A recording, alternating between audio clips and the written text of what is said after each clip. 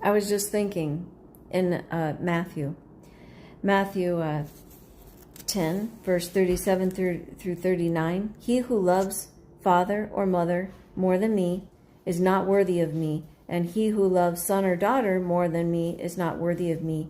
And he who does not take his cross and follow after me is not worthy of me. He who has found his life will lose it, and he who has lost his life for my sake will find it. And it just came to me. I've thought of it before, but just thought I would share it. That Abraham literally had to give up his son, Ishmael, right? Ishmael was his firstborn son. But if you go into Genesis, God is asking him, to sacrifice his one and only son. So in God's eyes, Abraham only had one son because Isaac was the true seed, right? But think about it. Abraham literally had to give up Ishmael and send Ishmael away. I think he was, maybe a teenager when that happened. So think about it. He had raised the boy, and God told Abraham, listen to your wife Sarah and send them away. Would you do that?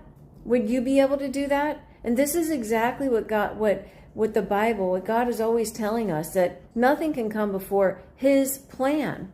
So if Abraham hadn't sent Ishmael away and Hagar, then he would have, who knows what would have happened, right? Nothing else would have happened. God would have had to go find somebody else. But there was only one. Sorry, my lizard's prowling around here somewhere. And sometimes he likes to bite toes. If I can find him.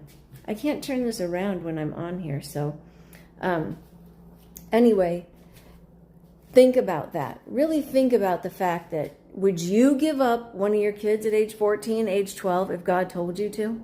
I mean, obviously things are different now, but that is exactly what he required of Abraham. He required of him not to even put his own son above God's plan. And I don't know about you, but God has asked me in a season before, who are your Isaacs? Meaning, if I've got my kids before God, then that means they're an idol, and I need to put them on the altar. Meaning, I have to sever some unhealthy soul ties, or whatever you want to call them. I'm getting so confused with all the verbiage that's out there. But just think about Abraham and what he did. Would you do that? Would you